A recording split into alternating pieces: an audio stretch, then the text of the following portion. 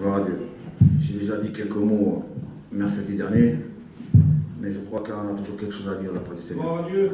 C'est vrai, mon frère, que le Seigneur est vivant, Amen. mais pas que. Gloire à Dieu. On a un Dieu qui fait des miracles, et il faisait des miracles hier, et il en fait aujourd'hui, Gloire à Dieu. et demain il continuera. Amen. Et moi, je vais vous parler du miracle que Dieu a fait dans ma vie. Vous savez, moi, je suis un garçon qui a grandi dans un milieu où je ne le souhaiterais à personne. Il y a des gens qui ont grandi dans le même milieu que moi qui s'en sont sortis, mais voilà, moi, je n'ai pas eu cette chance. Moi, autour de moi, c'était que de la drogue qu'il y avait. Et toutes sortes de drogues. Mais toutes sortes.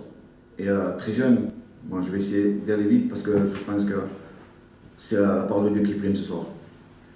Et très vite, je me suis tourné vers ce milieu-là. Et très vite, j'ai consommé, j'en ai fait le commerce. Et très vite, je suis arrivé à la drogue dure. Et ça fait partie de ma vie. Ça fait partie de ma vie pendant des années, ça. Et je vais aller vite. Très vite. Voilà, j'ai consommé, j'ai vendu, j'ai fait des choses incroyables. Et j'étais tombé dans un état de manque, c'était incroyable. Et un beau jour, Christo, il vient vers nous, mon petit frère.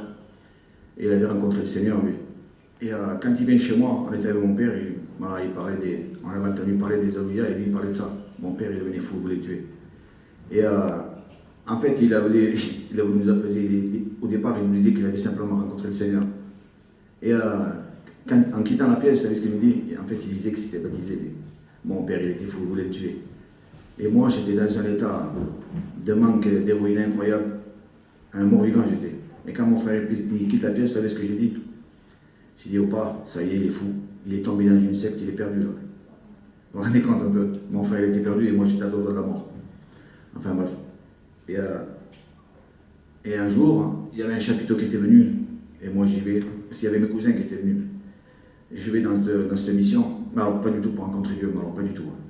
Moi, j'allais là juste pour voir mes cousins, ça faisait longtemps que je ne les avais pas vus. Et je rentre dans cette maison, il y avait le chapiteau, la réunion a commencé, je passe devant le chapiteau. Vous m'aurez vu dans quel état j'étais. J'ai été drogué à mort. Et c'est pas devant le chapiteau, je me mets au loin là-bas. Sur la marche-pied d'une petite campine comme ça, j'étais assis. La réunion a commencé, je les écoutais, ils chantaient, parlaient, tout ça. Moi, j'étais au fond là-bas, je rigolais, j'étais pas bien. Et tous mes cousins, ils commencent à partir à la réunion petit à petit, et moi, je suis resté là tout seul. Et un garçon, il vient, il commence à témoigner. Il disait que le Seigneur l'avait délivré de diverses choses. Et ça m'interpelle quand même. Et je suis là, je suis tout seul, et je lui dis pourquoi pas essayer. Et là, je fais une prière, mais comme ça. Je dis, Jésus, je ne te connais pas. Je ne sais même pas si tu es réel, si tu existes. Il me dit, mais si tu existes, je veux que demain, en fait, j'ai lancé un défi à Dieu. C'est peut-être pas bien, mais Dieu est venu comme ça dans ma vie. J'ai dit, si tu existes, je veux que demain, quand je me réveille, que je sois comme si j'avais jamais touché l'héroïne de ma vie. Parce que j'étais dans un état de manque, je ne le souhaite à personne. Je ne pouvais pas passer une nuit de sommeil normal. Je me réveillais tous les 2-3 heures tellement que j'étais en manque. Dans mon sang, on aurait dit qu'il y avait de l'acide. Je brûlais de l'intérieur. J'étais un mort-vivant. Rien ne pouvait calmer ça. Ça arrivait d'aller voir un docteur. Le docteur, il peut te calmer avec méthadone ou ce que vous voulez. Il va guérir ton corps. Mais ton âme et ton esprit, lui, il reste toujours pris par ces choses-là. Et enfin bref, j'étais perdu. Et là, je me couche. Je rentre chez moi, je me couche et je passe une nuit, mais extraordinaire. J'avais bien dormi, quoi. Et quand je me réveille le matin, je me rends compte de rien. Bon, je vais passer vite la matinée. Il était vers 1h de l'après-midi, comme ça.